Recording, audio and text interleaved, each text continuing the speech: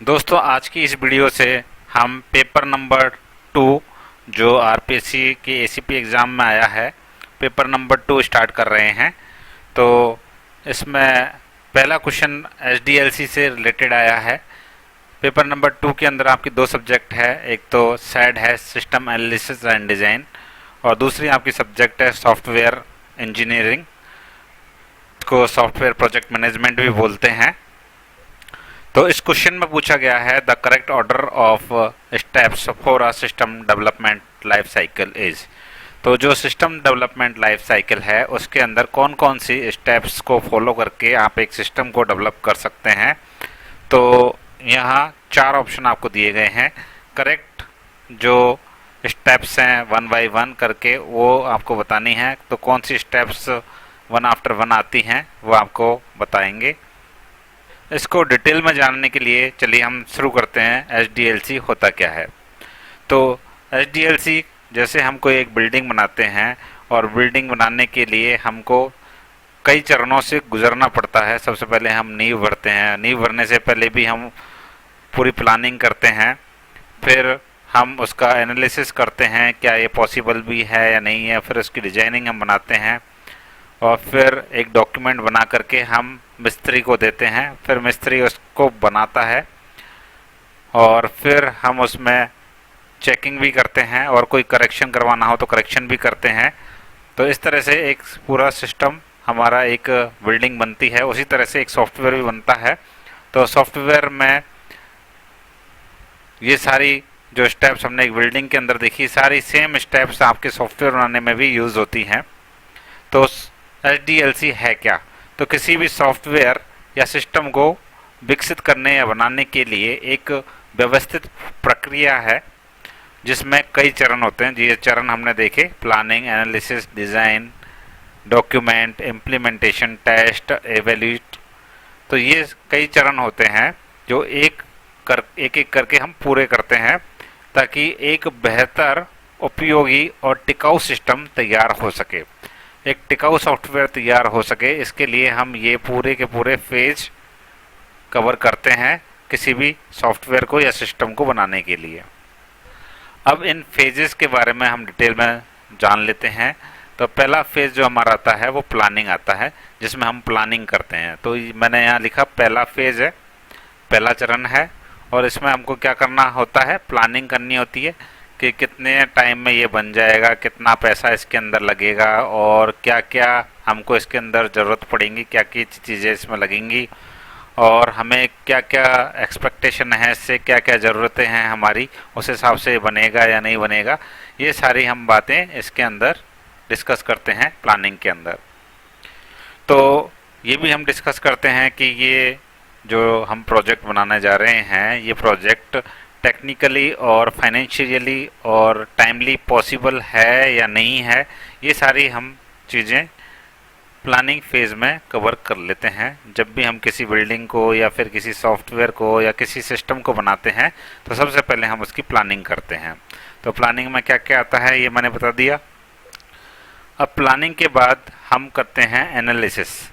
Analysis जैसे हमारे पास कोई सॉफ्टवेयर बनने के लिए आया तो प्लानिंग तो हमारी हो ही गई पहले। अब प्लानिंग के बाद हम उसका विश्लेषण करते हैं, एनालिसिस करते हैं कि यूज़र की क्या क्या ज़रूरतें हैं और उन ज़रूरतें के हिसाब से हम एक सिस्टम रिक्वायरमेंट स्पेसिफिकेशन तैयार करते हैं जो कि ये बताता है कि सिस्टम को क्या क्या करना चाहिए। जो हम सॉफ्टवेयर बनाने वाले हैं उसमें क्या क्या फैसिलिटी होनी चाहिए, वो क्या क्या परफॉर्म करेगा, ये एसआरएस के अंदर हम डिफाइन करते हैं। और ये काम कौन करता है, जो डेवलपर्स हैं, क्लाइंट हैं और यूज़र्स हैं, वो सब मिल करके इस बात को स्पष्ट कर लेते हैं कि ये हमारा जो सॉफ्टवेयर है वो कैसे काम करेगा और हमारी एक्सपेक्टेशन उससे क्या है, क्या हमें आउटपुट चाहिए उससे। तो एनालिसिस के बाद अब तीसरा जो फेज आता है वो है डिज़ाइनिंग का। अब हम एक डिज़ाइन उसकी तैयार करते हैं और जिसमें हम डेटाबेस की डिज़ाइन का भी एक प्रारूप बना लेते हैं, यूज़र इंटरफेस डिज़ाइन का भी एक बना लेते हैं, छोटा सा एक आर्किटेक्चर भी हम उसमें शामिल कर देते हैं। तो ये जो डिज़ाइन होती है ये कई बार हाई लेवल की भी हो सकती हैं और कई बार लो लेवल डिज़ाइन भी हो सकती हैं। अब डिज़ाइन बनाने के बाद हम उसकी डॉक्यूमेंटेशन करते हैं। जैसे आपने एक बिल्डिंग बनाने जा रहे हैं और उसकी आपने नक्शा वगैरह सब बनवा लिया आर्किटेक्ट से, अब आप उसको मिस्त्री को फाइनल करने जा रहे हैं, तो आप एक डॉक्यूमेंट लिखेंगे भाई कि ये काम आपको ऐसे ऐसे और इतने दिनों में और इस प्रक्रिया से गुजरते हुए करना है। ये सारी बातें हम उसमें मेंशन कर देंगे। अब उसके बाद जो मिस्त्री है वो हमारा काम चालू करेगा, इम्प्लीमेंटेशन इसको बोलते हैं। तो सॉफ्टवेयर में इसको हम कोडिंग फेज भी बोलते हैं, जिसमें हम कोडिंग एक्चुअल में जो प्रोग्रामर कोडिंग करता है वो डिज़ाइन के अनुरूप ही करता है। जो हमने डिज़ाइन बनवाई है उसी के अनुसार वो कोड लिखेगा और सिस्टम को बनाएगा। और इससे पहले अगर उसको कोई बीटा टेस्टिंग करनी है तो वो बीटा टेस्टिंग करके भी उसको चलाएगा। तो अब क्वेश्चन भी बन सकता है कि बीटा वर्जन किसको बोलते हैं, तो एक छोटे रूप को हम बीटा वर्जन बोलते हैं। जब आपका इम्प्लीमेंटेशन हो जाएगा अब बात आएगी हमारे टेस्टिंग की। अब हम उसको चेक करेंगे। तो इसमें जो भी सॉफ्टवेयर के सभी मॉड्यूल्स जो बनाए गए हैं, जो फंक्शन बनाए गए हैं, उन सब की जांच की जाती है कि वो सही से काम कर भी रहे हैं या नहीं कर रहे हैं, उनके अंदर कोई बग तो नहीं है, कोई एरर तो नहीं है।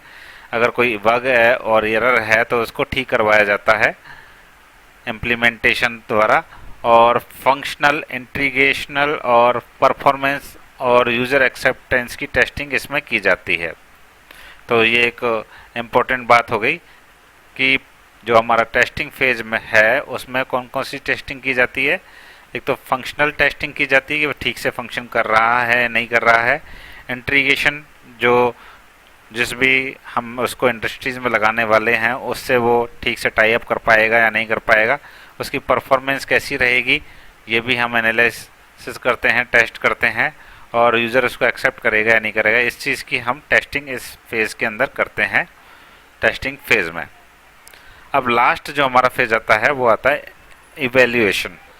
इवेल्यूएशन में हम ये देखते हैं कि जो हमने सिस्टम बनाया है वो यूज़र के यूज़ करने लायक है भी नहीं, वो यूज़र की ज़रूरतों को पूरा कर रहा है या नहीं कर रहा है।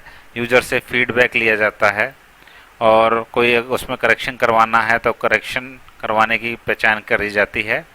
और उसके बाद हम जाते हैं मेंटेनेंस के ऊपर। तो एक बार सिस्टम डेवलप होने के बाद मेंटेनेंस तो पूरे टाइम चलता ही रहता है।